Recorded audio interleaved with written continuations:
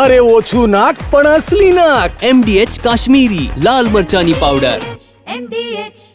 સુરતમાં લક્ષ્મી ગ્રુપમાં ચોથા દિવસે પણ આઈટી રેડ યથાવત છે. સુરતની સૌથી મોટી કાર્યવાહી થશે તેવી શક્યતાઓ છે.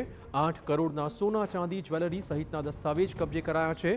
ચીખલી પાસે વારી એનર્જી ગ્રુપને જગ્યા અપાવનાર અનિલ બગદાણાને ત્યાં પણ તપાસ થઈ રહી છે. અન્યના નામે જમીન ખરીદવાનું ખુલશે તો સરકાર હસ્તક લેવાશે આ જમીન. સમગ્ર પ્રકરણમાં ઈડી દ્વારા પણ તપાસ કરાશે. મોટા પાયે હવાલાથી વિદેશ નાણાં મોકલ્યા હોવાની પણ આશંકાઓ છે. વિદેશ હવાલા કૌભાંડ મોટી માત્રામાં ખુલે તેવી શક્યતાઓ હાલમાં લાગી રહી છે.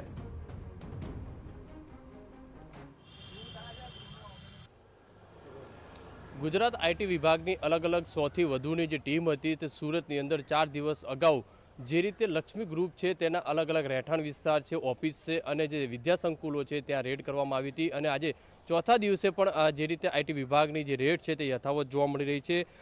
જે ગજેરા બંધુ છે લક્ષ્મી ગ્રુપનું જે છે મોટું સામ્રાજ્ય હતું અને તેની ઉપર 100થી વધુ આઈટી વિભાગના અલગ અલગ કર્મચારીઓ છે જે રેડ કરવામાં આવી છે. અને મોટા પ્રમાણમાં જે શંકાસ્પદ દસ્તાવેજો છે, જ્વેલરી છે, રોકડ રકમ છે અને જે ડાયમંડ છે અને જે મળી આવ્યા છે. કારણ કે કરોડો રૂપિયાની જે મિલકતો છે તે જમીન અને જે ખરીદવામાં આવી છે. અને જે રીતે મેહુલ ચોકસી જે રીતે મુંબઈની અંદર જેની સામે જે ગુનો રજીસ્ટ્રેશન થયો છે તેની અંદર જે ચુની ગજેરા અને વસંત ગજેરાના જે ભત્રીજા છે તેમનું નામ પણ જે સામે આવ્યું છે. અને તેના અંતર્ગત જે આઈટી વિભાગ દ્વારા છેલ્લા 4 દિવસથી આજે રહેણાંક જે વિસ્તાર છે અત્યારે જે રીતે દ્રશ્યોની અંદર જોઈ શકાય છે કે આલિશાન જે બંગલો છે, જે ચુની ગજેરાનો જે રહેણાંક વિસ્તાર છે અને તેની અંદર પણ આઈટી વિભાગની જે ટીમ છે સતત ચોથા દિવસથી જે તપાસ કરવામાં આવી રહી છે. સૌથી મહત્વની વસ્તુ એ સામે આવી રહી છે કે અત્યાર સુધીની અંદર 8 કરોડથી વધુ સોના ચાંદીના દાગીના, ઘરેણા અને રોકડ મળી આવ્યા હોવાની જે પણ વાત સામે આવી રહી છે.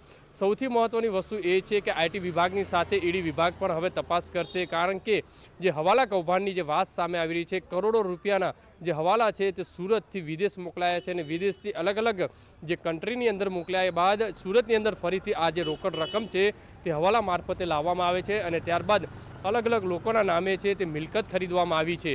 એટલે તેને લઈને હાલમાં આઈટી વિભાગ દ્વારા સતત જે ગાડીઓ કસવામાં આવી રહ્યું છે અને આવનારા દિવસોની અંદર સુરતની અંદર સૌથી મોટું રેકેટ જે કહી શકાય છે, સૌથી મોટી રેડ કહી શકાય છે તે કદાચ આ હોઈ શકે છે. કારણ કે આઈટી વિભાગ દ્વારા સતત 4 દિવસથી અલગ અલગ 30 જગ્યા જે ડાયમંડ ઓફિસો છે, વિદ્યા સંકુલ છે, જે રહેણાંક વિસ્તારો છે અને જે લક્ષ્મી ગ્રુપ સાથે સંકળાયેલા જે દલાલો છે, જે બ્રોકરો છે, જે ભાગીદારો છે, આ તમામ જે વિસ્તારોની અંદર જે રહેણાંક વિસ્તાર છે, ઓફિસોની અંદર સતત જે સર્ચ કરવામાં આવી રહ્યું છે અને કરોડો રૂપિયાનું જે બેનામી આવક છે તે પણ મળી આવવાની શક્યતા વ્યક્ત કરવામાં આવી રહી છે. કેમેરામેન સંજય ચંદ્રેશ સાથે બલદેવ સુથાર, TV9. MDH ચણા મસાલા.